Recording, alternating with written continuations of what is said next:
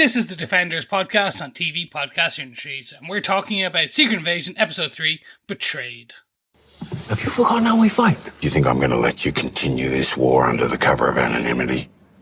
You're very much mistaken. I'm going to tell every army on Earth who it is that's attacking them. You'll lose the element of surprise. You and your rebels will be put down like the rabid dogs you are. Then you'll be the author of our people's extermination. That's where you're wrong, because you see, they will see the difference between us, because we will show them, we who haven't been infected by your sickness.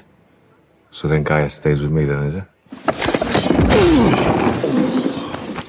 Now, until the end of time, my daughter's name stays out of your mouth.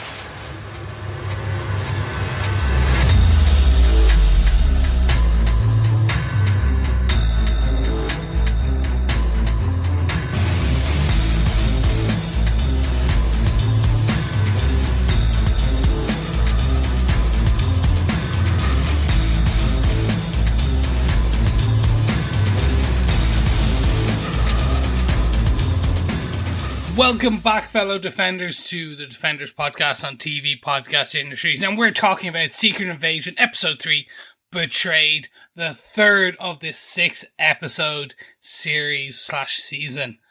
Yes, I am one of your hosts, Chris. I am your other host, Derek. Yes, much like Will Smith, we have Talos telling the main baddie to keep that damn name out of his mouth. Yes, we have an Oscars moment, depending on whether it's Oscars worthy or just an Oscars slap. Who knows? It was an amazing scene, Ben Mendelsohn. Oh, wow. For a guy that seems pretty placid and pretty fun to hang around with, he can certainly do aggressive when he wants to. Awesome stuff. I'd go menacing. Yes, definitely menacing. Mm-hmm. Yeah. You may notice, fellow Defenders, we are down one of our hosts. That is because he has currently been abducted by little green men, potentially to come back himself or as someone else. We will find out. Well, we just thought that as the cast of Secret Invasion keeps shrinking every week, we should also shrink the cast of the podcast as well. Wow, keep marking out those names on the cast list. Definitely. By episode 6, it's just going to be Samuel L. Jackson. Yeah, that's it. The whole show is just... No, we won't even here to talk about it. It's just Samuel L. Jackson. It'll just end with Fury in space on Saber staring out over an empty dead planet. I hope not. I hope he saves the day. That would be the hope of an MCU show. But you never know. This show's pretty dark. Oh, and is it? We're going to talk all about how dark it is, because this is the Defenders podcast, and we will have a spoiler-filled review discussion of this. If you haven't checked us out and this is your first time, you've got 2 episodes on this season to listen to already, so pop on over to our website at tvpodcastindustries.com and check it all out. You can also leave us a voicemail there and get your feedback read out on this show as well. If you want that, you can just email it to feedback@tvpodcastindustries.com or head on over to facebook.com/groups/TV Podcast Industry, where we have a spoiler post each and every episode. You can just leave your thoughts there and we'll read it out. But make sure you subscribe, make sure you download, make sure you like, make sure you rate, make sure you do all those things, because it helps get the word out there, and make sure you share it with your friends and family who are watching the show, because sharing the podcast is what, Derek? It is sharing the love, of course. Yes. We have so much to discuss. I'm rushing through because there is a number of key points I want to get into in this episode and discuss with you, because we haven't got John. And it means we have a bit more time to have a one-on-one. Exactly. It's like an old school geek off. Yeah. So let's jump into the episode details. I'm going to have to pause you, Chris, really quickly, because I know some of our fellow Defenders, our fellow industrialists, our fellow listeners are waiting for our coverage of The Witcher. I just have to quickly call out that our Witcher podcast has been slightly delayed. Part of the reason John isn't around at the moment, not feeling well, just a little cold. It's grand. Summer colds are annoying as hell, as everybody knows. But we will be back. We'll be covering the first 3 episodes of season 3 of The Witcher coming up over the course of the next week. So we will be catching up. We're sorry that it's not out. We had promised that we'd have our first episode out within the last week, but it just didn't happen. So I wanted to just call that out. Thanks very much for waiting. It will be out very soon, though. Yes, thank you so much, fellow listeners and industrialists. I would be there with you. Unfortunately, my own little Siri, in this case, Miles, is taking up 99.9% of my time. Yep. I get one podcast a week, and I've decided to be this one. So I will be back for more as he grows, and you will hear more of my dulcet tones. Exactly. But until that time, you will make do with the better half of this podcast. Derek and John. Yes, But I'm we combining them into one. It's a Yes. Derek and John. It's like salt and pepper. It's just one group. Yeah, like my hair, salt and pepper. But we do have you for, hopefully, all of Secret Invasion, which is great. So, Yes. But you were right. You were kicking us off with getting into the episode, Chris. Yes. So, Derek, do you want to tell us who gave us what, where, when, and how on this episode? Absolutely. The executive producers for Secret Invasion are, of course, Kevin Feige, Jonathan Swartz, Louis D'Esposito, Brad Winderbaum, Samuel L. Jackson, Ali Selim, Kyle Bradstreet, and Brian Tucker. The head writer for the show is Kyle Bradstreet, and all episodes of the series are directed by Ali Selim. This episode, once again, written by Brian Tucker, and this time along with Roxanne Paredes. Roxanne is an executive producer on the show, and this is her first episode credit. Previously, she worked with head writer Kyle Bradstreet on Mr. Robot, but was also, interestingly, an artist working on Pixar, and worked on movies including Brave and Cars 2. Wow, that's a leap. Kind of cool. In a good way. This is a good episode, spoilers, but interesting. Very interesting. Yeah, it's kind of cool, isn't it? It's a fun broadening of her career, going back to the time working on Pixar movies back in, I think Brave is 2012, so it's a long time ago, but that's quite cool. Yeah, a veteran of the industry. Mm-hmm. Chris, in John's absence, do you want to give us the synopsis that I pulled and adjusted from Wikipedia this week? In my best John impression, sure.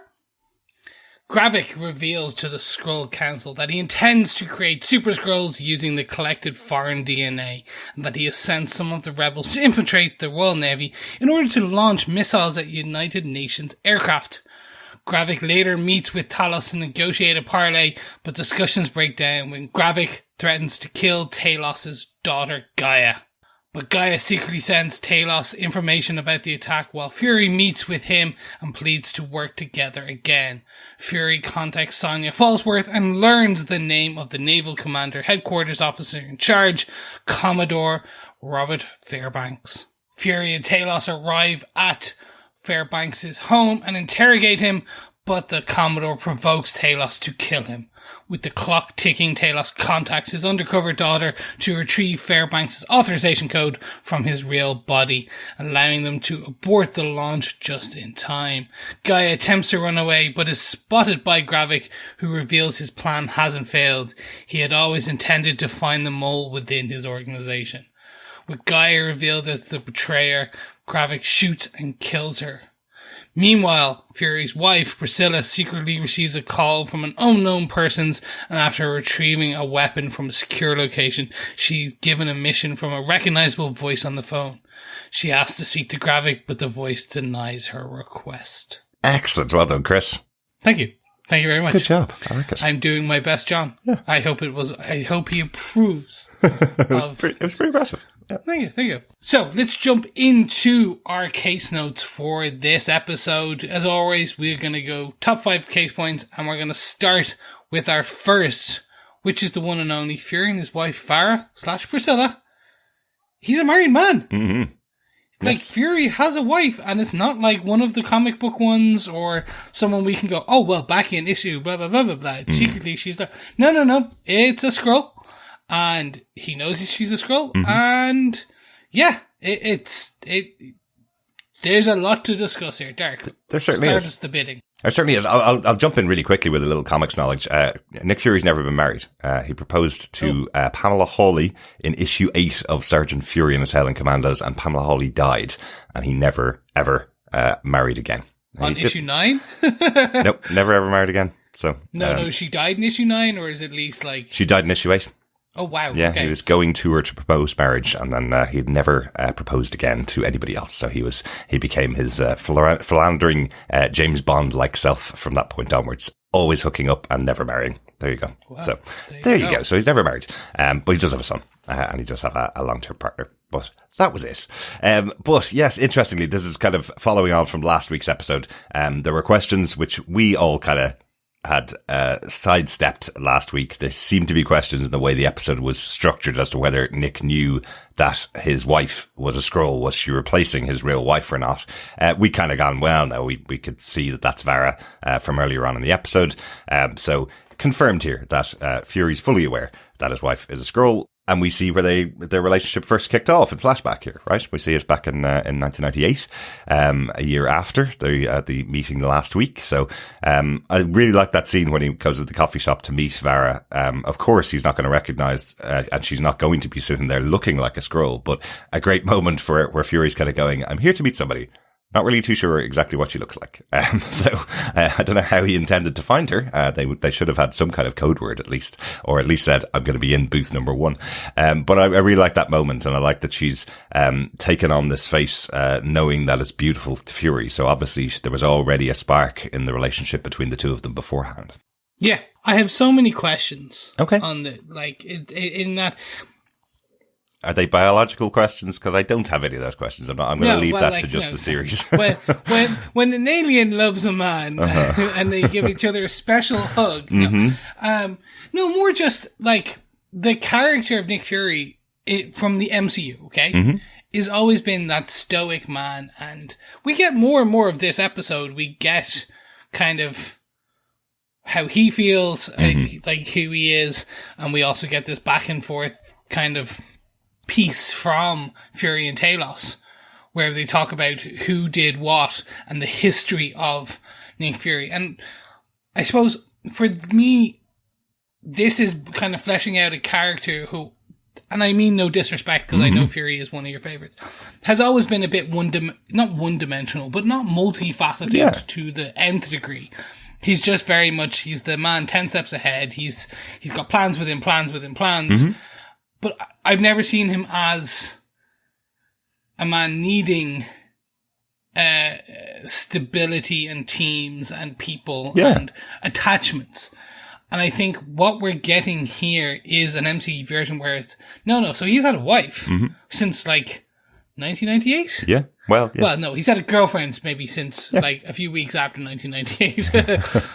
And then he's theoretically as well, his significant rise to the leader of S.H.I.E.L.D. and now potentially one of the heads of Saber, leader of Saber, we don't know the full kind of bit there, has been down to his usage of Skrulls. Well, yes. To a degree. Yeah, absolutely. And we'll talk about that as we go through the rest of the points with Talos. With his wife here, it's a really interesting development. And I think that's the benefit of having the TV show, as I'll say repeatedly, Nick Fury is my favorite character, not one of my favorite. It is literally my favorite character. If you look at my set of comic books, I'd say 80% of them have Nick Fury in the comics and are the reason I bought those comic books. So while I say I'm a comic book fan, I'm a Nick Fury fan, and I'm also a comic fan. So what has been the failing almost of the MCU for me is Nick Fury's great. Samuel L. Jackson, amazing actor. He comes in for 5 minutes. He makes a mark on every movie that he's been in, every moment that he's appeared on screen. But you're right. There has been no backstory. You don't know anything about him. And that's the benefit of the comic books. You do know loads about the character from the 60 years he's appeared in comic books. Interestingly, there's a great interview between Jon Favreau and Kevin Feige a couple of months ago for the 50th anniversary of Iron Man. And they said their best decision they ever made was casting Robert Downey Jr. as Iron Man. Second best decision they ever made was casting Samuel L. Jackson as exposition dropper Nick Fury. You bring in Samuel L. Jackson, he gives the exposition. He's such a cool character. It's a perfect way to deliver 15 years of the MCU, right? Deliver it through this character that has no backstory, but he knows everything. And now we have a series giving this backstory. And it's so interesting the way they've done it. The great discussion between Priscilla and Fury when they have, they reconnect. He spends the night with her, gets up the following day, having breakfast with her, and has this really interesting discussion about how much he's changed and how much she's changed because of what's happened with Fury. Yeah. I think that's a great conversation. She talks about how much she mourned him being gone for 5 years, and the fact that she completely understands this is his job. If Nick Fury has to go away again after those 5 years, Nick Fury goes away. But the fact that he chose to leave and then chose not to come back to her is what broke her, is what broke their relationship and what changed her. And what I thought was really interesting is the phrasing from her saying, I became who I was before Fury. Not just I became myself, but I became who I was before I met Nick Fury. So interesting, that explains why she's now turned to Gravik's side by the end of the episode. Yeah, I agree. So this was the bit where him not coming back. She was okay to marry Fury, the man, the myth, the legend, because he would go, but he'd always come back. Exactly. Here he chose not to. Here he chose, and we've had 2 good dumps of this in exposition where he's like, he has sat up in the space station for 4 to 5 years since the blip. Since that, so he was gone 5. Now he's disappeared for 4 to 5 since Something coming like back. That. Yeah, I'm sure that maths doesn't add up. That can't be right, but it's a couple of years, about 3 years, isn't it? Something like 3 that. to 4. Like this is where it's getting interesting because it's just trying to get a bit wishy-washy. They keep saying this is one of the latest in the MCU chronological. 100% is, yeah. But where that is current day versus the blip, it's still a bit wishy-washy, but it's let's say between 3 and 4.5 years. Yeah, in MCU years, it's 2025 at the moment. That's in Secret Invasion. So that's why roughly we're adding up to about 8 or 9 years total from when the original snap happened. Let's say, but that doesn't match up to real time. That's why it's a little bit confusing. But yeah. And so for me, this is getting more and more interesting. So maybe he is broken. Like maybe this isn't what I had talked about previously, which is it was the great deception, the great Fury deception. Yeah. He wants everyone to think he's broken so his master plan can come. Because if that's the case, he essentially committed Harry on his own marriage in order to be 3 steps ahead of a thing and turn his own wife potentially into into an agent for his target. So I now am more and more believing, no, Fury is a broken man. And we're seeing that as well in that he's not throughout this later episode, and we'll get to more of what happens throughout the later bit. What I'm seeing is it's causing ruptures in not just his methodology, but his actions and his, he's leaning on the violence, and then when someone else leans on the violence, he goes, oh, whoa, hold on. Wasn't expecting that. I think he's misjudging where he used to be that kind of super spy, the ultimate man who knew everything that was going to happen before it happened. Well, yeah, it's also, he's not as dependable as he was in the past because he doesn't have those connections. He doesn't have the knowledge that he had in the past. The separation because of the snap has meant that he isn't the person in charge here. Twice in this episode, again, we'll talk about them, but twice in this episode, he apologizes to people to get their help. That's not Nick Fury. People help Nick Fury because he helps them, because he's the man in charge, and because he knows everything. Nick is on the back foot with a lot of people here. This is the story, I think, of how Nick Fury gets back to where he was, I suppose, to gets back his confidence, and we'll definitely talk about that later on. Anything else on Vera or Priscilla that you want to talk about, and that at least that opening scene between Fury and her? No, I think that's it, because we will come back to the end scene later. I think we can discuss that bit rather than now. But no, I think for now, case number 1 is wrapped. Okay. Should we move on? The only thing I just want to say is I do find it really confusing that they have her as Vera as a Skrull, Priscilla as a human. Nick asks the question as to where did she get that face from? And she doesn't answer. She just kind of says, yeah, and passes it off. But I'm no longer working for you, so we can have a relationship, basically, is what she says. But who is Priscilla? Where did she take that skin from, effectively? And also, I find it might be confusing to the audience that Fury also reduces her name down to Scylla a few times, so it may be really confusing as to what her actual name is. It's not really said very often in the show, but Farah as a Skrull, Priscilla as a human is how she's presenting herself. So there you go. The one thing I'll just add to that, right, and we'll get to our do we trust later. Yeah. But the question I'll have is whether, because she is bad, potentially, quote unquote, for Gravik, which we said in our synopsis. We'll talk about it.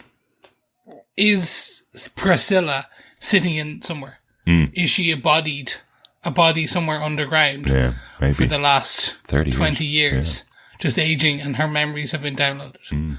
that's going to be one where I'm like, oh my God. Yeah.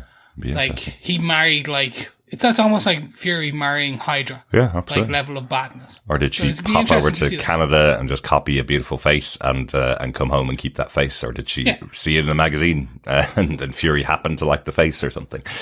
You never know. Might see that in the future. Good stuff. Yeah, let's get on to case note number 2. First of our big discussion moments from the episode, really. Talos and Gravik and their parlay. I loved this scene. I love these moments.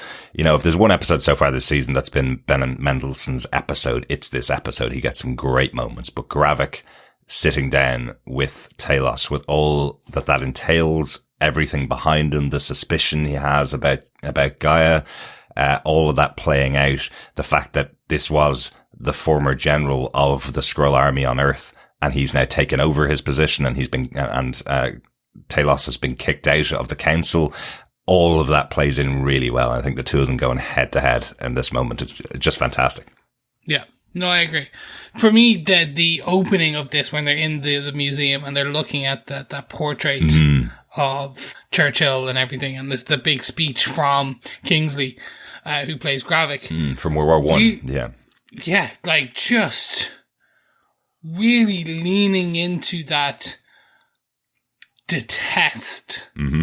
And like, as an actor, like he's bringing the chops, because to be fair, Gravik as a character so far up until potentially where he's sitting in the Skrull Council, he's just that stoic bad guy.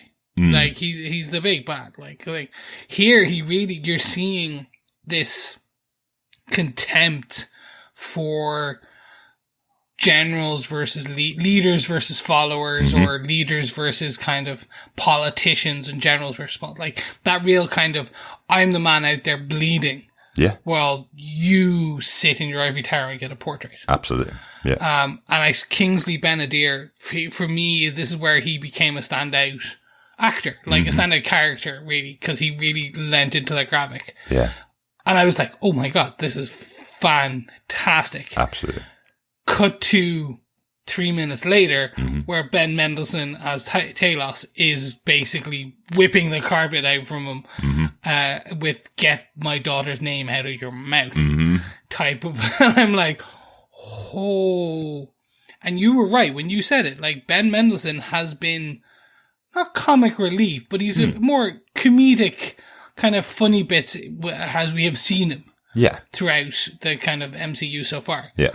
I also think in general, Ben Mendelsohn, it seems like a very fun guy to hang out with. He seems like a very relaxed, chilled Australian, seems to be a fun guy in general. So seeing him in this scene here is really good. Like, he is a fantastic actor, of course, but seeing him and get this meaty kind of scene with Gravik was fantastic.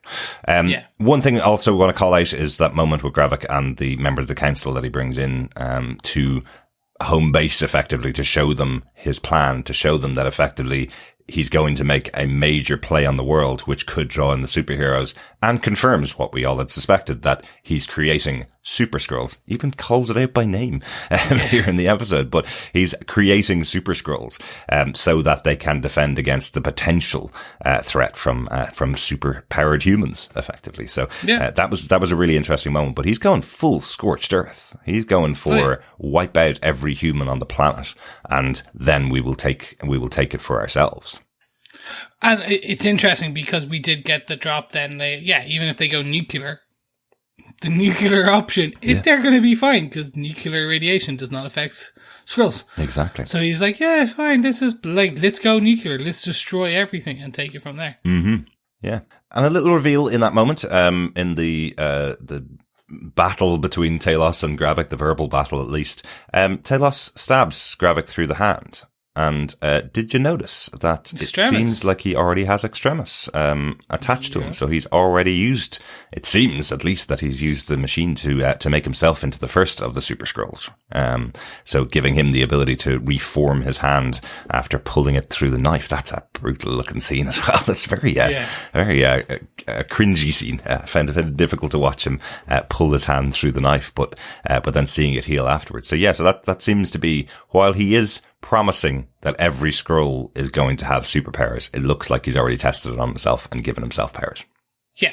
So we did see that it's going to be Colossidian, the Frost Beast, Extremis, and Groot, the 4 that we had seen. So probably there'd be one secret one in there as well. But that's essentially strength, healing, kind of stretchiness, if you will, Groot. And the Frost Beast, we're not quite sure, but something. And also fire from Extremis. So as we said last week, like the Fantastic Four, the original templates for the Super Skrulls. So very cool. Another moment in the scene, I know it was in the trailer, but it looks so much better in the scene, as every single person in the cafe where they're having this, parlay turns into a version of Gravik. I just thought that was really cool. The minute he's threatened, every single person around turns into Gravik. That's really cool. I know it probably would have cost a hell of a lot of money to turn them all into Skrulls.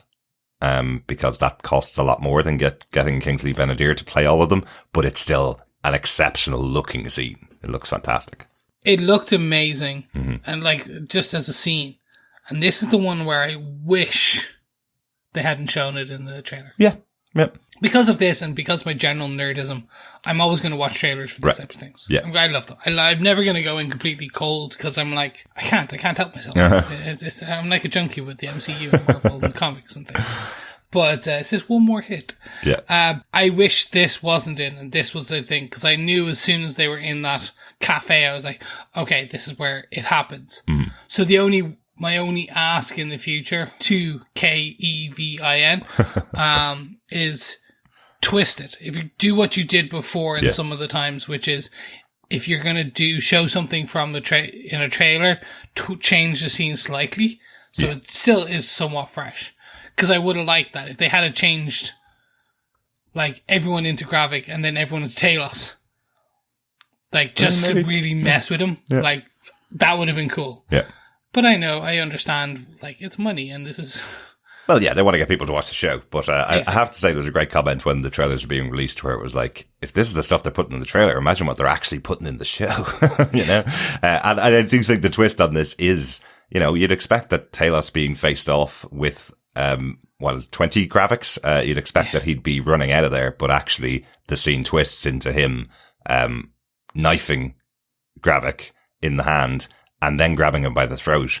And he could have killed him right there. It was, I'm willing to put my life on the line. Even if everybody else here is a Skrull and is going to kill me after I kill you, I'm willing to kill you if you do anything to my daughter, which will have ramifications, I guess, in future episodes, right? Do you think they missed the beat there? In what way?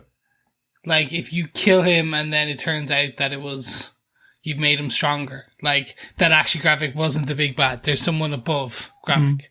Like, just to completely mess things up. Like, I was like, oh, well, why didn't he just kill Gravik there? Because it was a parlay, and I suppose kind of Talos is a man of his word. I think that's where my head went. Yeah, he wasn't there to threaten and kill Gravik.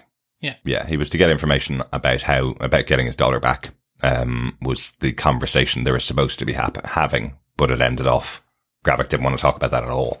So yeah, he just wanted to. Yeah, the threat from Gravik as to he should feel lucky that Gaia hasn't been returned in a body bag already. It was a significant threat to Talos there. Yeah. It's going to be interesting. But I know we've talked about this a few times and I've been completely wrong on my predictions so far in this season, but I don't think there is somebody above Gravik. I think Gravik is the young upstart that has got, for a terrible turn of phrase, he has got a bee in his bonnet about humans now. He's really, really angry at what's happened to him, the way Skrulls have been treated, and him being the young upstart that's taking over what Skrulls are meant to do on this planet. They're meant to be helpful. They're meant to be useful. They're meant to blend in, but they're being treated poorly. And his reaction to that is what's causing this invasion, effectively, is what's causing the uprising. So I don't think it's someone above him telling him what to do. I think it's his momentum that's coming from his feelings of betrayal that are leading him to be the big bad here. So, and I think his motivations are just, again, that conversation about the painting where the leaders sit back, get paintings done on themselves, the warriors go on the field and cover the field in blood. I'd much rather have my name written in blood than in a painting like this. I think that's evidence that he is the real leader. I agree. It's just, for me, it's where do you go now? Because we understand that character. Yeah. And I want that character to have a bit more depth other than a pissed off Skrull. Okay. There has to be, what was his, we know quote unquote his origin, but there's going to be a bit more to it. There's going to be that inevitable kind of Gravik Fury face off. Absolutely. And there's going to be a conversation which we're going to find out where, Fury sits down and just kind of, again with kind of Gravik goes, I'm going to help you. You're my son. I think I said that but that kind of thing. And he's so butthurt about Fury messing things up that he's projecting it onto the human race, because all humans are detestable like Fury. That's the only other bit, because at the moment he's a bit, I don't want to say one note. We need that next layer, in my opinion, but maybe I will get completely proven wrong by the end of this and go, it was just perfect. But, yeah, I think there's 3 more episodes to go, of course, and we've seen the development now. We know why he is what he is. I think what I'd probably agree with the question, why did he wait from 1997? Yeah, okay, I waited 10 years and nothing ever happened. And then I waited another 10 years and nothing happened. And then Fury disappeared. Didn't know he was coming back. So Fury disappeared from the 5 years. What was happening during all of those periods, and what pushed him over the edge now to become the leader, to take over from Talos. And it could easily be that. It could be something that Talos did, that meant that they weren't getting a home, and he felt that they needed a home, so they could live in their own skin, right? So, it could have been that. So let's see how that plays out as the rest of the season goes on. Yeah. Yeah, no, 100%. Should we move on to case note number 3? Absolutely. Here we get Talos and Fury going to fight good old Bob. No, not your Dr. Bob Phillips. No, Commodore Robert Fairbanks. Yes. I do like the Fury goes and immediately calls him Bob in his head. He's like, I'm not saying that. No way I'm ever going to say Commodore Robert Fairbanks. I will call him Bob from now on. But yes, first Fury and Talos have to rekindle their friendship. Nice little moment as Talos is eating breakfast and Fury tries to get his help without asking for his help. Obviously something that's worked many times before with Talos. The two of them are really close. Fury knows he needs Talos's help but won't ask him for it, and he's made to apologize and made to tell Talos he would be nothing without him. Yeah. Which leads further on to the conversation about never understanding dogs and their relationship to humans. I like this because if they had a better relationship, Talos probably would have laughed at the joke that Fury makes about, oh, I've always cleaned up after you for the last 30 years. Talos would have just laughed that off, but because their relationship is kind of a bit shaky, Talos takes the opportunity to push back against Fury and tell him that if it wasn't for them, Fury would still be a pen pusher in what, level 6, I guess, of S.H.I.E.L.D. Yeah. So, how do you see that? This is the one I was like, oh, this is either going to be really fun for you or it's going to be great on you. So I want to know knowing what you know about Fury, comic book versus MCU, and seeing where Fury was in Captain Marvel. Do you agree? I don't. I rewatched it today. I think I've watched the episode 3 times now. Rewatched that conversation specifically today. I know the Nick Fury character hasn't had as much development as the comic book character, so the comic book character completely different. He didn't have any connection with Skrulls. There was no development that way. So I can see how an argument can be made from Talos here that Nick has only moved up levels or has only gotten the information, but there is more to Nick Fury than just threatening people with information. There's more to Nick Fury than knowing secrets. There's how he implements them. And what Talos actually says to him afterwards is nobody's questioning how good and effective you are, but also don't put me down for my contribution to your career and to what we are. We're partners. We do it together is what Talos is really saying. He's not just saying that if it wasn't for us, you'd be back doing nothing. He's respecting the fact that Fury got there in some senses on his own, but also he would never have gotten to the levels that he got to if the two of them weren't partnered together. So it's more about the partnership of the two of them rather than you'd be nothing without me. I think that's where I landed on that conversation. So I'm fine with it. If I thought it was, they were saying Nick Fury is only where he is because of the Skrulls, I'd be a little less happy, but they're not. There you go. That's my answer. I enjoyed this. I had to say, like, this for me makes me, again, I talked about how we're getting more of the origin story of the MCU kind of Fury here. And like, he was the king of secrets. Yeah. And he was like, as we talked about Game of Thrones and the Littlefinger with his sparrows, or the other character with his sparrows. Here we see, Fury had hundreds of Skrulls working for him, implementing, kind of doing his bidding and being his net, his kind of network of eyes and ears, gathering those secrets. And he was the man that, I understand he wasn't just threatening people with secrets, but like, I can see an argument here where, like, no, to a degree, like, Fury, they helped launch Fury's career.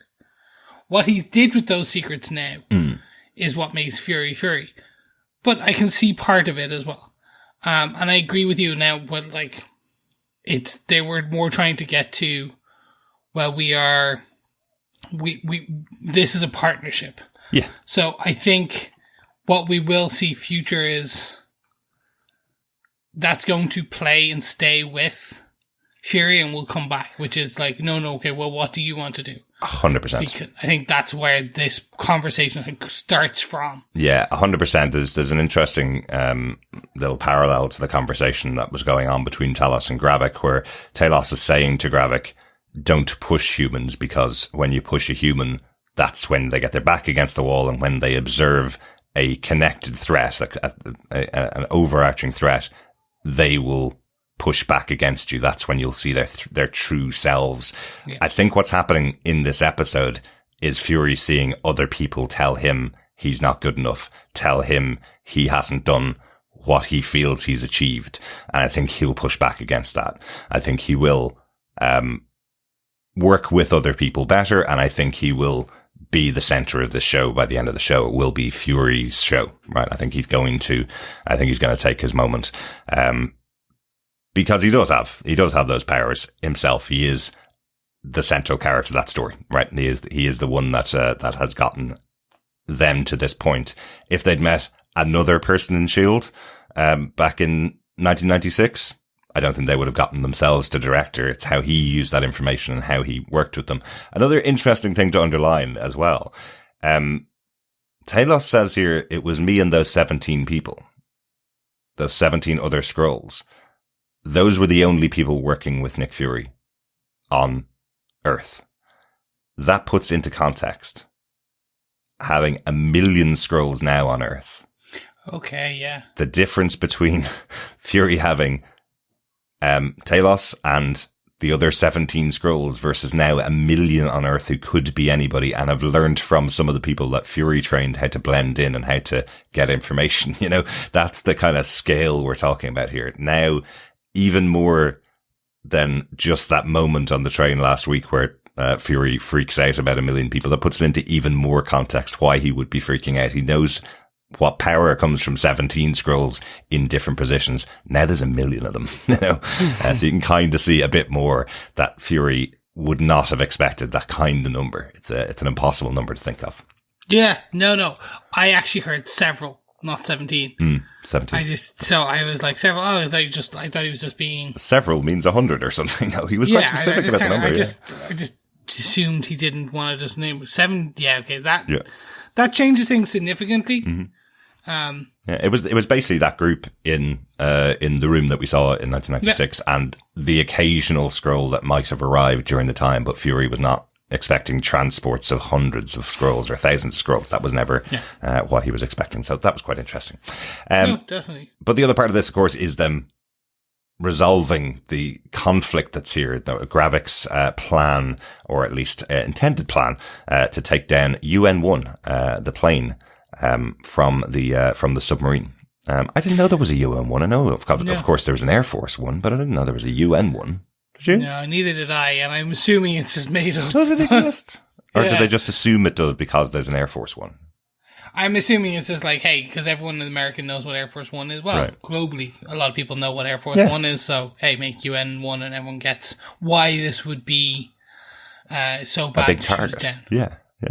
I like that they fix it. I like how they do it. I like that they do threaten the sun and then put the sun away, and then Talos does his kind of revert to his kind of less lethal, kind of his gentler side when he's there with the sun, trying to give him some water, tell him to calm. In the end, reverts to violence Yeah. when, once again, Guy is brought up. Mm-hmm. Like, that is his trigger. Well, yeah. Right. My daughter, take my daughter's name out of your mouth because I'm going to shoot you. Yeah. She is not like us or you. So seeing him shoot, and again, up until that point, you don't know that she was the one. She was a double agent or triple agent now, I suppose. Or no, double. She's definitely a double because Yeah. she's a double agent. She's not triple yet. Yeah. Or quadruple. We'll wait and see. Well, either way, she's dead. Doesn't matter. Well, we'll talk about She's that. an ex-agent. She's a pirate. She's no more. She's deceased.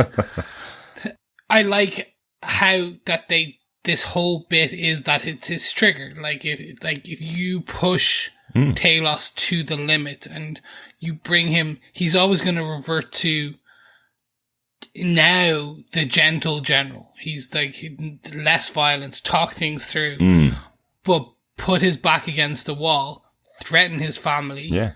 He will. He'll revert. He'll shoot you in the chest. Yeah. I'm not sure if the sun, by the way, is a Skrull or not.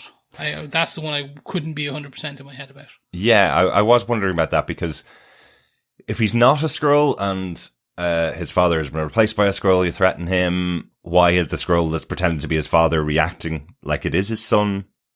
Yeah, it's a bit weird. I think because we learn later that his password is his son's name, right? The password for shutting down the program is his son's name, and he has the actual memories and experiences of the actual Commodore Robert Fairbanks. I think they're trying to say that there is more of a connection there. He would be treating this kid as his son. He would have more of a connection than if it was just, he'd just come in yesterday to replace Robert Fairbanks. You know, I think that's what they're trying to say here. Because it does feel, I think actually have a little bit of feedback about that later on. It does feel a little bit of a trope to walk into the room with the person's son, gun to the head, and they go, oh, okay, don't hurt them, you know. But I kind of can see from that perspective, we've seen that they take on the memories and experiences. And if you've been in this role for a while, living with the kid, of course you would have more connection with him. So I thought that was, I think it works that way. It works that way. No, it does. Yeah. But also, and I'm sure we're going to talk about it a little bit when we get on to Gaia, also, you know, Talos is revealing here that he knows that Gaia is working as a double agent, and potentially he sent her into that situation. We know from the first episode he's recently lost his wife to Gravik and to that faction. And I'm sure at this point he's really feeling the tension of what's he done with putting his daughter in that position. And I suppose being told once again that he fell out of his position because he wasn't a good general. Everybody knows that he's meeting and the Skrulls are following Gravik, and he's put his daughter in this really risky situation. As people threaten her, he's probably taking a lot of responsibility as her father that he's put her in that situation. Yeah. Yep. No, and I suppose that's the bit we're gonna. I can't wait to the next. This is the one where I really can't wait for next episode. Mm-hmm. And I'm wondering what happens when Talos finds out she's dead. Mm-hmm. And whether she's dead or not, question mark, that's a whole other thing. Well, it's an I'm specifically just talking, and we'll talk about Gaia getting killed and that bit and Priscilla and like later. Talos as a character, knowing that potentially his final actions here to stop the war, save the humans, has caused the death of his daughter. Mm-hmm. Which was already a trigger we've seen twice now in this episode. Yeah. It's gonna be interesting. Mm-hmm. Absolutely. He's lost his wife. He's lost his daughter. Yeah. what happens next. And will Fury capitalize on that? Or make a... Because again, Fury's not 100% firing on all cylinders. Will he make a misjudgment and capitalize that and then turn the general back to the general? Where the ex-general becomes what he was before, which we have heard Gravik talk about and the other Skrulls talk about, of how much of a general he was. Yeah, but I do think what they mean is he was a peacetime general and Gravik is now the wartime general. I don't think he was anything like Gravik, because he was leading them in a different idea. Come down to Earth, come join us, make yourselves hidden and you can live here. The humans won't notice you're here. Gravik wants everybody to know they own the planet. So I think they'll be different. But you're right. Yeah, it's an interesting, idea that he's effectively, as I said, he is obviously worried about his daughter being in the situation that he's in, but it's the last hope they have, before they take out, UN1, to get her to go to the original body of Commodore, Fairbanks and use the technology to go through his memories, like we saw in Captain Marvel when they were trying to reach through her memories, use that technology to pull out this password. Thought that was really interesting because it did feel like he has no other choice other than to sacrifice Gaia. Yeah. And because he's fully back on board with Fury and fully back on board with protecting humans, he's willing to do that. Yeah. It's really cool. It's going to be good. Yeah. It's going to be interesting. And it's one I hope they capitalize on it. Mm-hmm. Really bring Talos to the edge. Because I want, after seeing Ben Mendelsohn earlier with that scene with Gravik, I want to see some more of that. I kind of do. I kind of don't, because I feel if it happens next episode, that might be Talos' exit from the show. It may be him going down in the blaze of glory. But we'll see. We'll see. Yes. That's speculation of what's coming up. Let's get on to our fourth case note. Speaking of going down in a blaze of glory, Gaia is no more. Yes. Or is she? Just my only suspicion is because we saw Gravik getting the knife through the hand and having Extremis heal his hand. Yeah. I wonder if she has surreptitiously used the machine to give herself some of those powers. But what they did do here, which they haven't done when they've hidden a death before, is we did see her change back into a Skrull with Gravik standing over her body as she did so, which happens when Skrulls are killed, as we've seen each time. So that gives a moment of pause. She'd have to probably jump up pretty quickly and fight back against Gravik at the start of the next episode if she is still alive. I don't think she'll just stay pretending to be a dead Skrull on the ground and Gravik will just walk away and then she can run off. I don't think it's going to be like that, but we'll see. But I just have a suspicion that she's not dead there. Yeah, same. I think it's because we've seen her we saw her in the chamber where they were creating the Super Skrulls. Yeah. We saw her look through files and understand it and stuff like that. Mm-hmm. My assumption is that they have. Also, it's Emilia Clarke. Yeah. Means nothing, kind of means something if you're going to turn her in, like, again.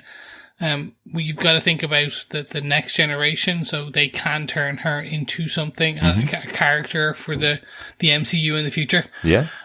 Because of who she is, her star power, and also the potential if she becomes a Super Skrull. Mm-hmm. Yeah.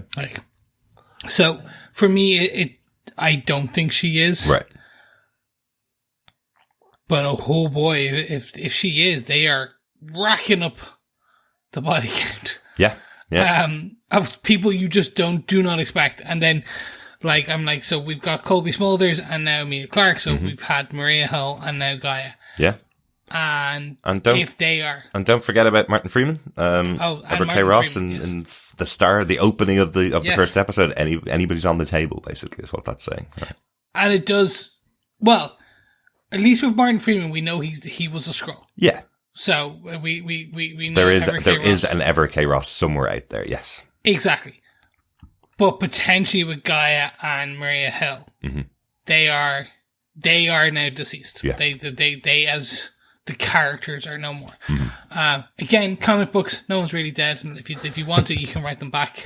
Yeah. There's always a way. Even if you see a body or a funeral, doesn't Yeah. matter. Even Nick Fury Potential, had an entire yes. funeral that's spread across 4 comic book issues and came back a bit 2 years later. So yeah, it happens. Exactly. So it'd be I'm interested to see. Yes. I do think they're just because they showed us Extremis.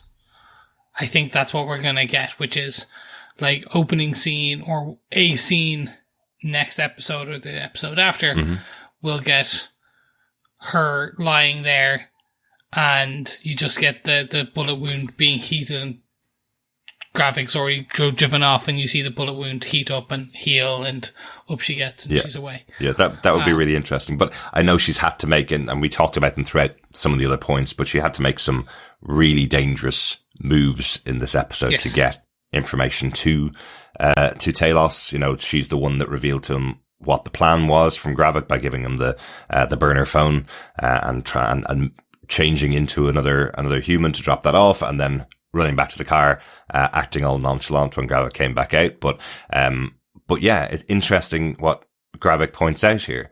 His plan was actually never to destroy UN-1. His plan was to set all that up. If he did destroy UN-1, okay, that's a part of a plan accomplished. But actually, it was to reveal, because the plan was such a big plan, it was to reveal who the mole was. He had suspected her, but didn't have enough evidence to say definitely it's her. One of the things that hasn't really come out, I don't think, in the show very, very well so far, is that relationship between Gravik and Gaia. So while she is the daughter of the general and there is an issue between Gravik as a general and Talos, remember the two of them would have grown up together in Fury's group. He arrived about a year after she did from his home planet, around the same age. So I would suggest that they probably had a very good friendship. And the only reason he's slightly on the outs with her is because of his relationship with Talos. So I think there probably is a long-standing friendship between the two of them that turned sour at some point as he took over control from where Talos was. So I wish that kind of had played out a little bit more, but I think that's part of the reason why he stayed his hand and didn't kill her and didn't fully go with his suspicions that she was a traitor. I think that might have been part of the reason for that. Interestingly, there's a phone call early on in the episode, and we'll get on to the other half of this now. There's a phone call early on in the episode to Priscilla that she takes while Nick is there. We don't hear the other side of the conversation, but Priscilla's response is, I don't have enough information to confirm that right now, or I don't have that information available right now. I think that's Gravik calling to see if she's gotten the information to confirm, is Gaia the Skrull that has turned on his group. I think that's her answer to it. It's just one short answer, and just leading into the conversation that she has later on in the episode. I think that's Gravik calling to, again, try and get somebody to tell him for definite, is it Gaia? Is Gaia the mole? Can he kill her without his conscience being destroyed by killing someone that he's known for 25 years? That's what I took to. It is a shame to see Priscilla so on the dark side, if you want to call it that. Like an ex scorned. I think that's where they're trying to do a woman scorned. I don't know about that, Chris. I don't know about that. I think she feels like, I know where she is. I know she's fallen on Gravik's side, and I know she's fallen on Gravik's side because, effectively, exactly as you say, Fury left her behind and chose not to come back, so she had to make out her own life. I get that, but I think now that he is back, she feels quite reluctant in those moments when we hear her get the phone, when she gets the message, picks up the safety deposit box key, goes and gets the gun from the safety deposit box. She seems quite reluctant to do those steps. And when she gets that phone call from the recognizable voice, as we mentioned in the synopsis, she wants to talk to Gravik to make sure that this is his plan, to make sure that she gets confirmation of what is actually happening. It doesn't feel like she is all gung-ho and willing to go after Fury. It feels like she aligned herself with Gravik, and I think she's questioning it now that Fury's back. Yeah. I did. Shades of Grey, Chris. It's a spy show. Shades of Grey. I know. So I do wonder if that recognizable voice is actually the voice we think it is, and Fury's the one telling him what to say, so he's testing her. Interesting.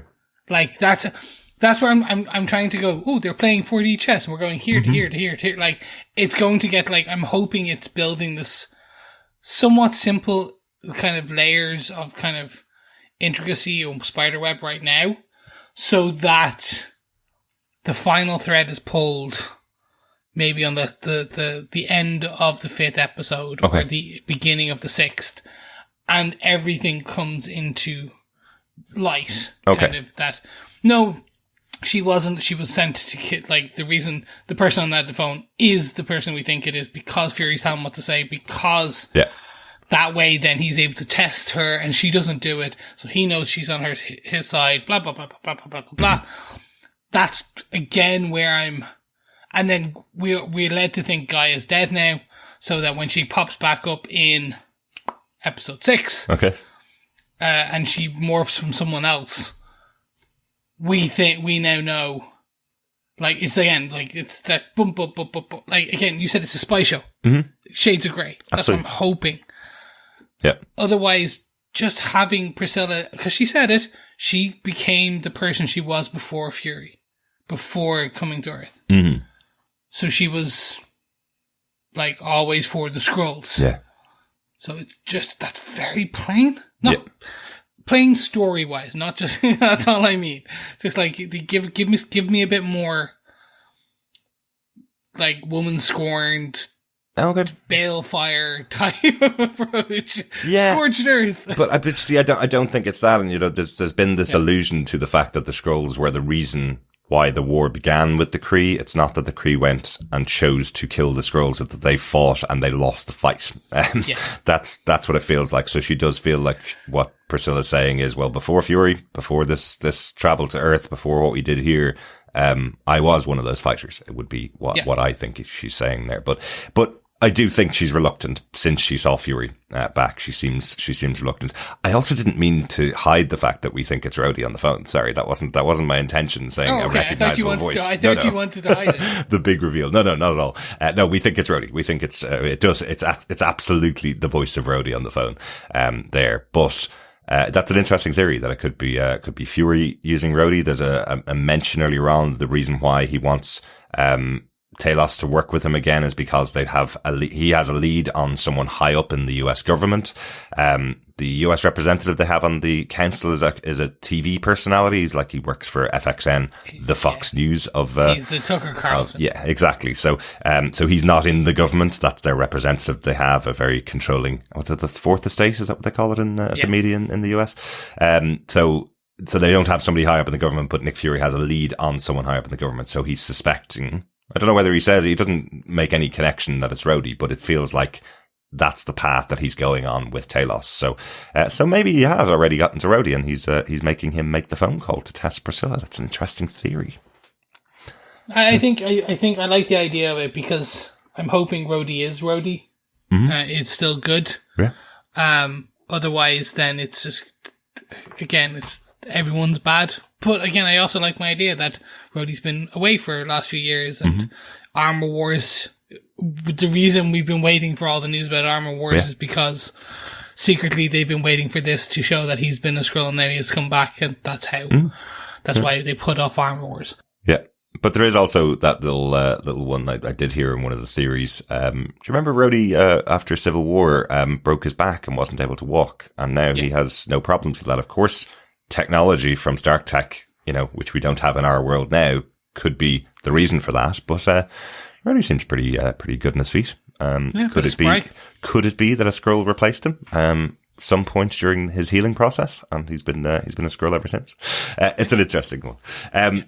But does lead into our final point, as we always get into. Who do you trust? Who do you trust, Chris? We start with Rhodey there. Do we think Rhodey is a Skrull? Do we think it's saying that? Will it be flipped on its head next week?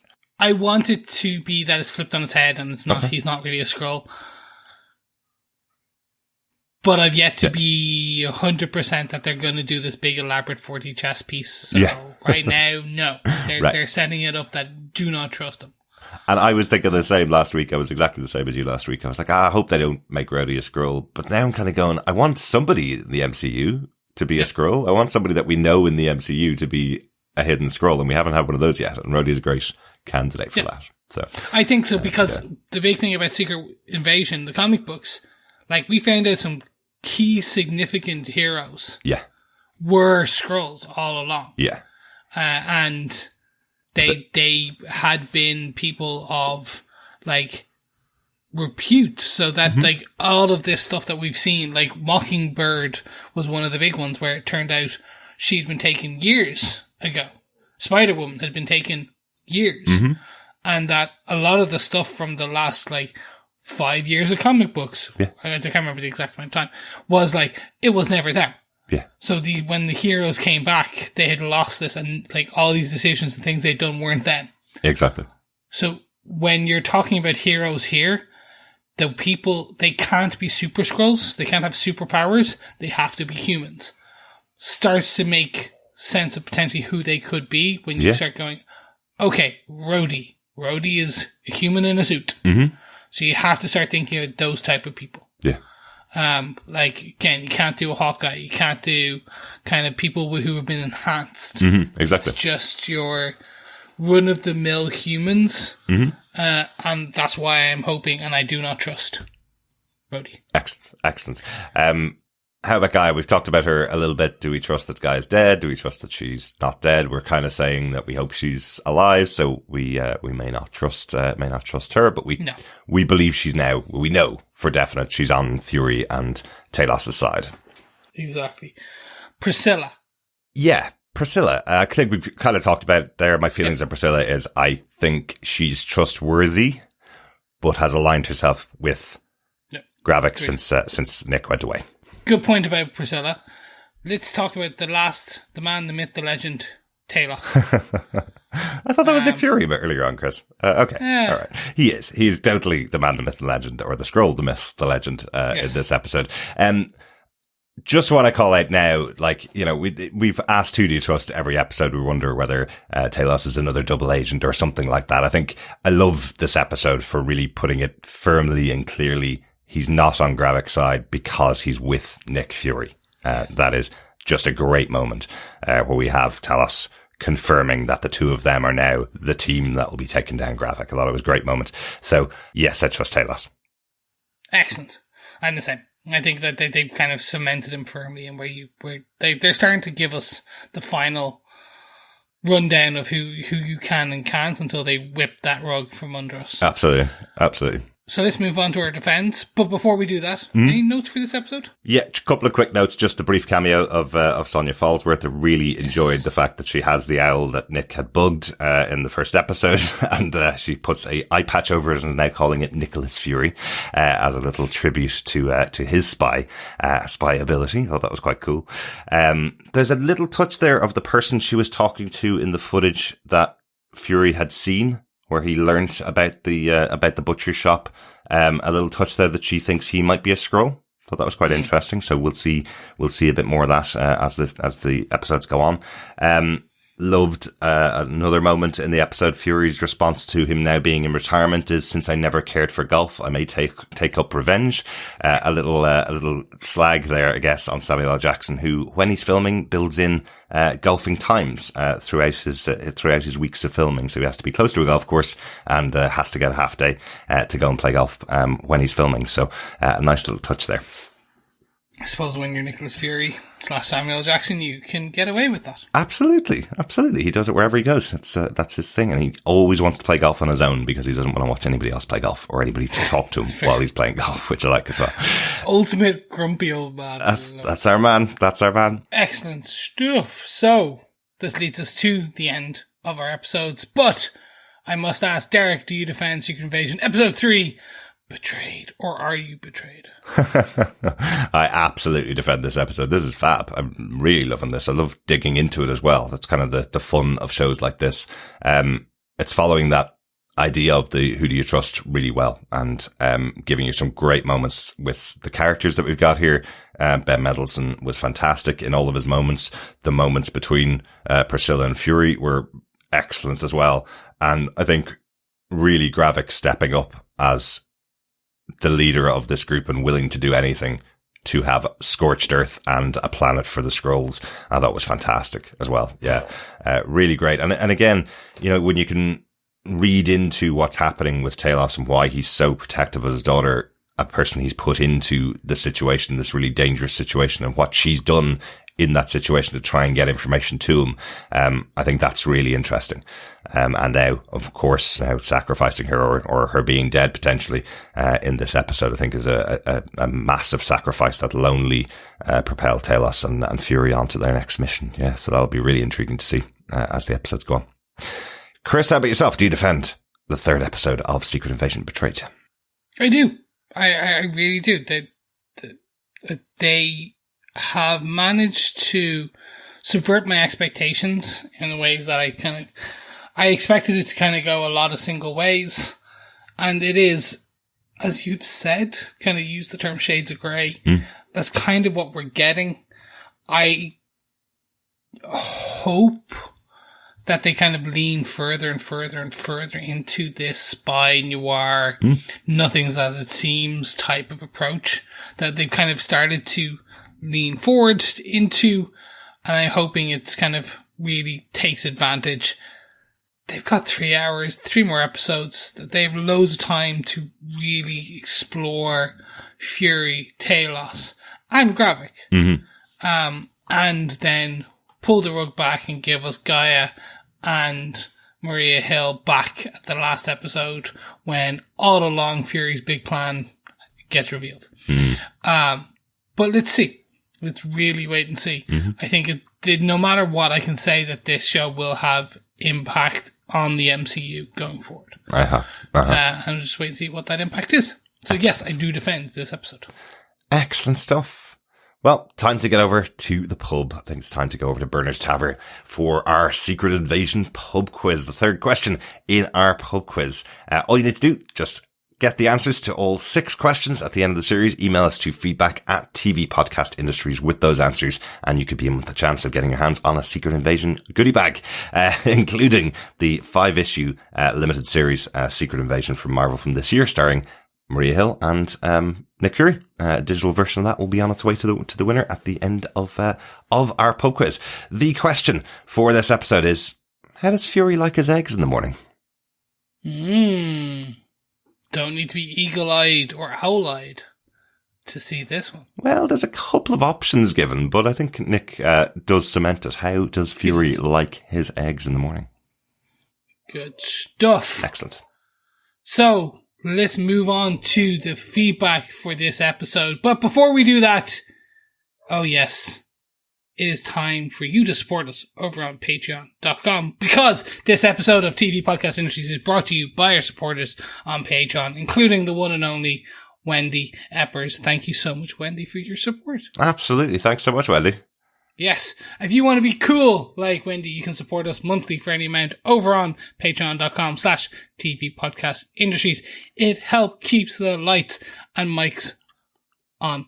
Lights of our servers. Let's call it that. It's not actually the lights of our house, because that wouldn't work. Well, we need the lights of our servers because it blinks away and you can hear our dulcet tones when you download us from that. Yes, so you can support us any monthly amount over on patreon.com/TV Podcast Industries, or if you'd like to support us with a one-off donation and buy us a coffee, buy Derek a coffee as he toils away in editing into the wee hours, you can pop on over to buymeacoffee.com/TVPI and buy him a coffee or a glass of wine, whichever you prefer.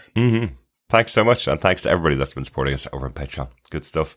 We are going to go into our feedback section. First up, we got an email in from Jolie Bradshaw, who says, "Hi Derek, John, Chris, and all the Defenders out there. I thought I would share something cool I noticed when watching episode 2 Promises. When Gravik, played by Kingsley Ben-Adir, spoke in the council meeting, he spoke with an accent all too familiar to me, being from Cardiff, Wales.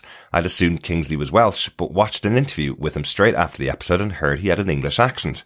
After a bit of research, by research I mean hitting a couple of questions into Google, I found out that Kingsley Ben-Adir purposely played Gravik with a Butte Town Cardiff accent. Taken straight from a BBC article, Kingsley Ben-Adir, who plays Gravik in Secret Invasion, told BuzzFeed he looked into Butte Town in Cardiff when developing the character. The actor said he learnt about Wales' first black head teacher, Betty Campbell, too.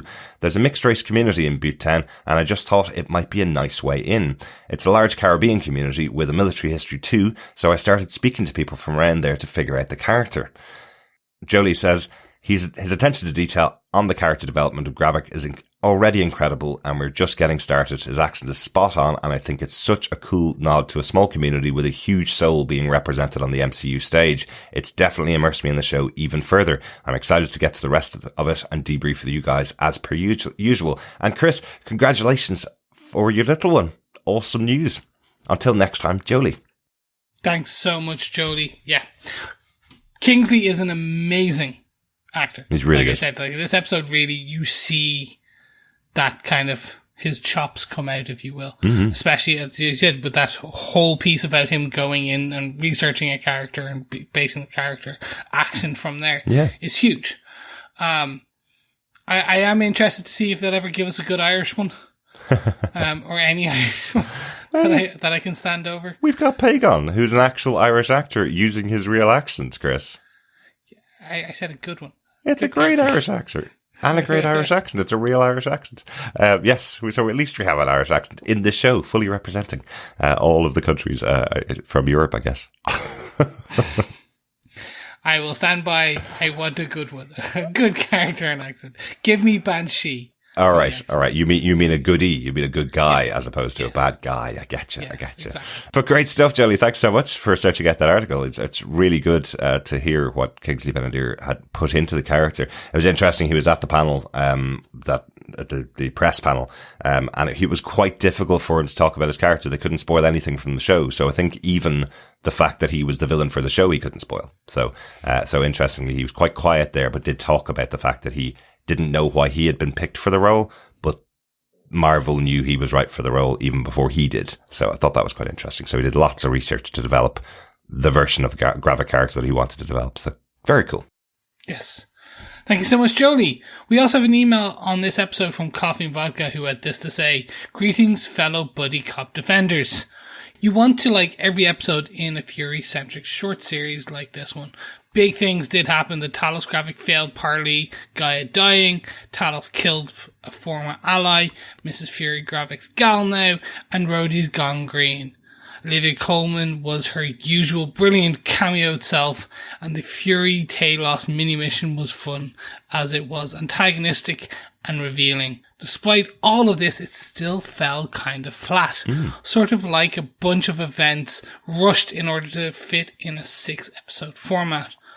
What all this is basically demanding is a more extended showing, say around a 10 to 12 episode count. Here's to hoping they can turn it around. 3.5 Talos losses, absentee agents, and boxed Glocks out of 5. Peace and take care. Coffee and Vodka. Oh, I'm totally with you, Coffee and Vodka. I want 10 to 12 episodes of this show. Not for any of the reasons that you said. I just want more and more of the show. I want more and more Nick Fury. Yeah. Again, at the moment, it is not confirmed that this is a limited series. Mm-hmm. It's like we still could get Secret Invasion or Fury 2.0 or a Fury show. Another 6-episode kind of confirmed. They enjoyed so much Skrulls, more Skrulls, like Fury and the Howling Skrulls. like we could get something in the future because there is some untitled projects still in the works. Only problem, they're not going to announce anything for the next couple of while because of the writer strike and the potential actor strike in the future. So anything that we potentially could have got in San Diego Comic-Con or New York Comic-Con, those are both gone. So, or at least Marvel will not be announcing things there. Yeah. As we Marvel MCU, not Marvel Comics. Comics are still announcing as far as more. Of course, yeah. But we will, I think there's a potential. If this show does well enough, I think they might give us that. At least another episode. And then you get that 12. Combining season 1 and 2, you get 12 episodes. There. Absolutely. But like, there's 1 million Skrulls on Earth. You know, do you think the series is going to end with 1 million Skrulls getting on a spaceship and leaving Earth? them all dying. There are still possibilities that we could get a different take on Secret Invasion for season 2. Yeah, I like that. And also, interestingly, the episode itself is the shortest one so far this season. The first 2 episodes were 52 and 55 minutes, and then this one was 42. So quite a significant difference in time, but it did fly past as well. There is so much, as you detailed there, Coffee and Vodka, there's so much that went on in this episode, and it flew past as well. But yeah, I'd be up for spending more time with these characters. Good stuff. Thanks, Coffee and Vodka. Over on Facebook, Victor Von Doom says, "Greetings, Defenders. Gravik's plot to expose Gaia was diabolical. I suspect Gravik and Gaia are modified. Rhodey must be a Skrull. He called Fury Nick near the end of their conversation. Priscilla must be on her way to meet Rhodey, but to what end? Gonna need a scorecard to keep track of who's who and what side they're on. Looking forward to TVPI podcast and Defenders feedback. Excelsior." Victor Von Doom. Is an interesting theory that I've been seeing around quite a lot. The conversation between Rhodey, at some point in the conversation, Rhodey calls Fury Nick in the conversation, but it's right at the end. And the conversation is a good 5 minutes of screen time where, Rhodey calls him Fury multiple times during the conversation. I don't think it's a trigger word. I don't think it tells you if someone is a Skrull if they use the word Nick. I don't think it's that, but that seems to be the theory. People are cutting out just the end of the conversation, the moment when he serves Nick his walking papers and calls him Nick at that moment. They're calling that the reveal that he is a Skrull, but other people have called him Nick. He knows his name is Nick Fury, and it feels like it would just be natural that at some point when you're talking to him, you call him Nick. I know there's the line from Fury where he says, "Nobody calls me Nick except my mother," but other people have called him Nick in the past. I'm sure they have. So doesn't mean everybody that said the word Nick or called him Nick is a Skrull, but I can see why you'd think that. And the fact that Rhodey seems to be a Skrull here might add credence to that theory, but he does call him Fury multiple times during the same conversation and probably didn't get replaced by a Skrull during the conversation. That's all. Good stuff. Thanks, Victor. Yep, thanks, Victor. We also had some feedback from Jeff Childs, who said the conversation between Fury and Talos was worth the price of admission. Mm-hmm. Good to hear. Yeah, no, we talked it to death, and I agree, Jeff. Yes, we agree. We also had some feedback from Brandy Elise Anderson, who had this to say. This episode really didn't click for me as well as the first 2 episodes did. There are 2 points or scenes that really stick out to me, taking me out of the story and just had me not as interested in this episode. The first one is the scene in which Nick Fury is holding the gun to the teenager Zachary. This scene felt more like a paint-by-numbers type of scene you would find in any spy drama. But it doesn't work in the storyline that they're presenting, not only in this episode but in this entire series. I could not get over the fact that it does not make sense for Skrull Bob to care if Nick Fury was going to kill Zach. Zach is a human and does not realize that his father has been replaced, so the Skrull doesn't have any emotional ties to Zachary. Even more than that, he is one on the team that is planning for mass genocide to eradicate all humans from Earth. So the idea of one human dying for his cause would not faze him.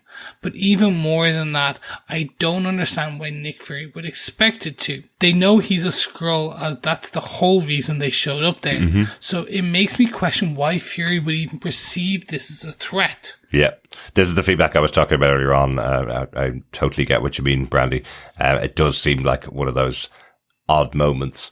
But it gives him pause. Again, it depends on how long he's been in place. That's my reckoning of it. It depends on how long he's been in place. If he's been there for a couple of years and Zachary is, maybe even Zachary might be his actual son. You know, it could be.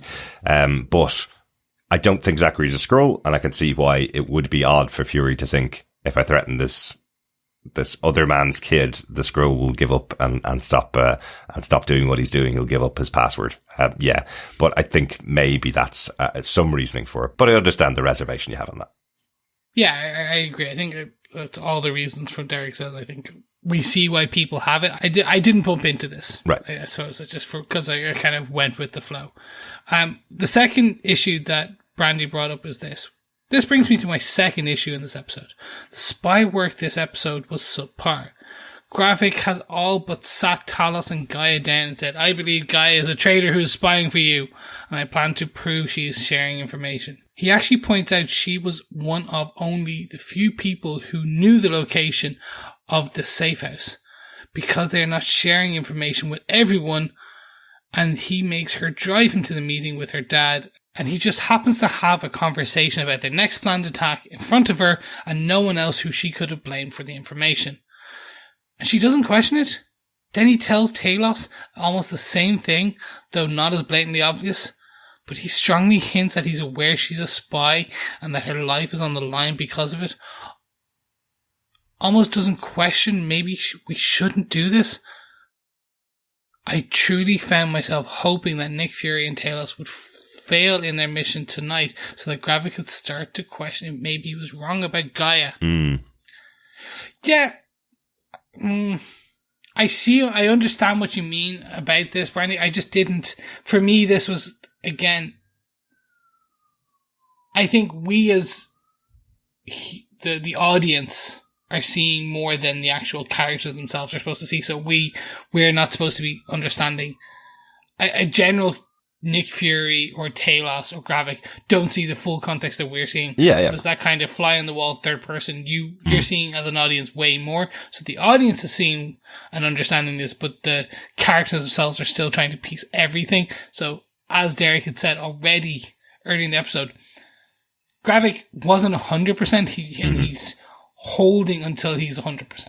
Yeah, and I think it would have helped if we had maybe that I don't want to believe that Gaia is the traitor because I've known her for this many years or something like that. If we saw a bit more of their relationship over the course of the 30 years they've known each other, that might have helped in that moment as to why he wasn't willing to pull the trigger on her, let's say. But yeah, the actual plan itself, we learn from him at the end, is it was a mole hunt. If he was wrong, he achieves a plan. If he's right, then the plan doesn't go ahead, but he finds his mole. So I thought that was interesting that it's not a definitive plan. It's a plan that would, if it worked, then great. If it didn't work, then he gets his mole. So I thought that was interesting about the plan. But I see what you mean. It's odd that he's so antagonistic with Talos, but I think that's more to do with their relationship. But I feel like he hasn't pulled the trigger on Gaia because he has his own friendship or his own relationship with her for over 30 years. So yeah, no, that is the crux of this.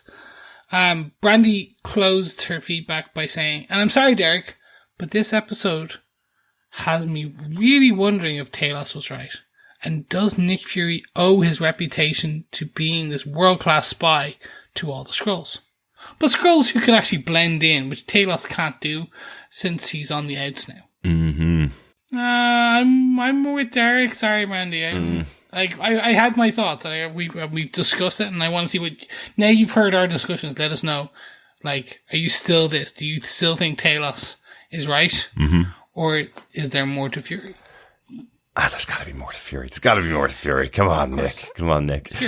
Thanks so much for that, Brandy. That's some really, really interesting thoughts. Also, we got some feedback in from Brandy Cregan, who said, after watching episode 3, I'm all but certain that Rhodey is a Skrull. In this episode, Fury tells Talos that he needs help to stop a high-level person within the US government. This person has to be Rhodey. Also, in episode 2, Rhodey calls Fury Nick. And we all know that no one calls Fury Nick.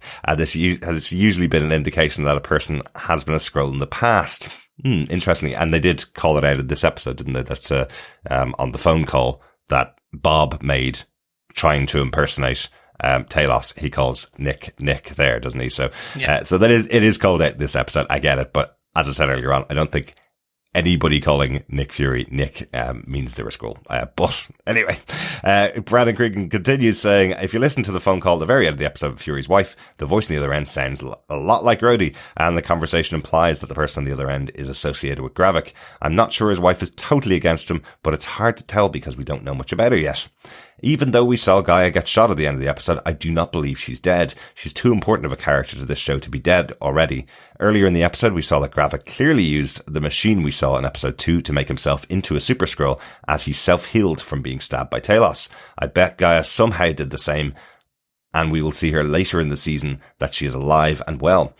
we didn't see her bleed out like we have with others on the show. Yeah, good point. Good point. I think we're on the same side as you. Lastly, the chemistry between Fury and Talos is priceless. They fight like an old married couple and it works so well. I've read theories out there that suggest there may be two Furies, as we often see him with and without glasses in multiple scenes. The theory suggests that when he's wearing glasses, he's the real Fury, but when he's not wearing glasses, he may be the wife of Talos, that we already think is dead. But we still have not heard actually how she supposedly died. This is a spy thriller after all, so anything is on the table and is possible. I'm really liking the show so far. Thanks, Brendan. I actually hadn't heard that theory. Really? That Talos' wife and Gaia's mother. I like it. I like it, but I don't think it's the case. I think, if anything, she'll turn out to be someone in the background, one of the doctors or something in the final scene where... Right.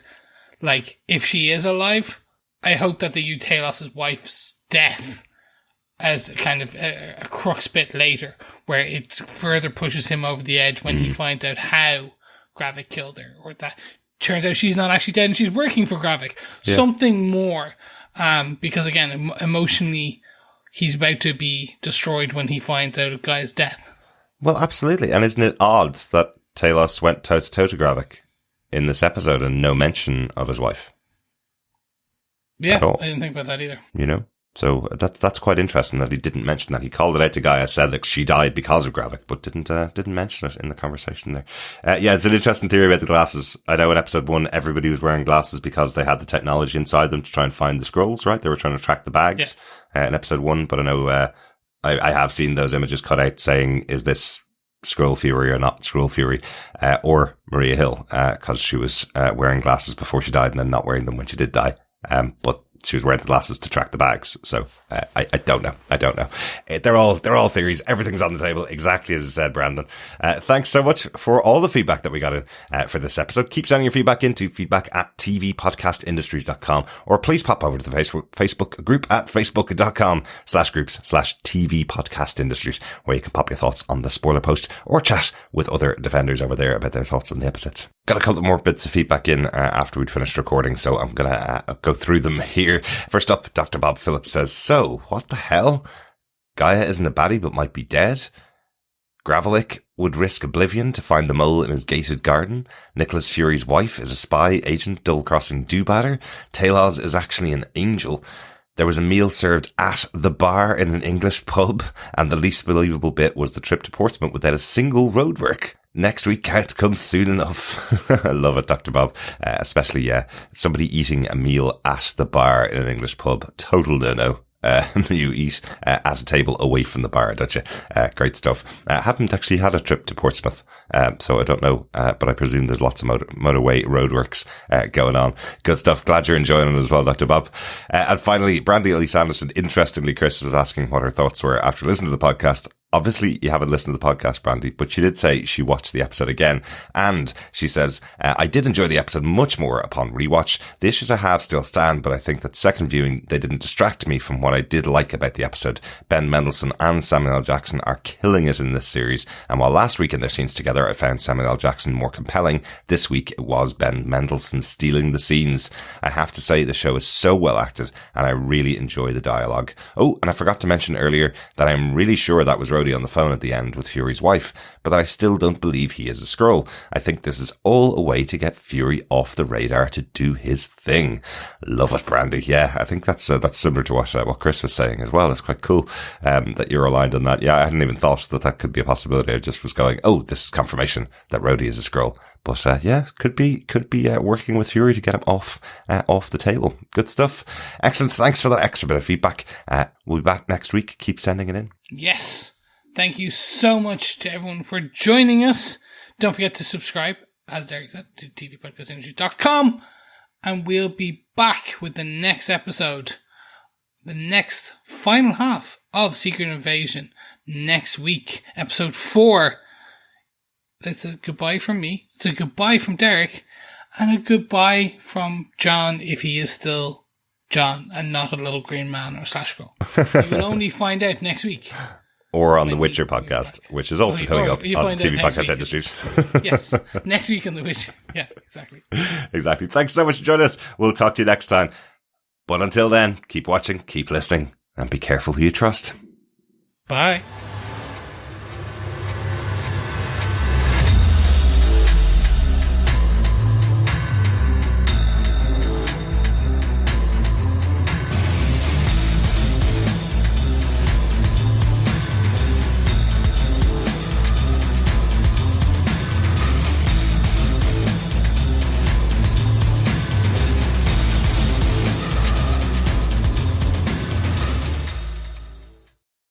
Exactly. Priscilla. I can hear you. What do you want? Meow, meow, meow, meow. You're very loud. You can sleep all day and you want to go out now. Wow. I know. I heard you. Would you mind if I just let him out the back door? Go. Would you mind? Just 2 seconds. Promise, and then we'll just come back and wrap this up. Oh, I know.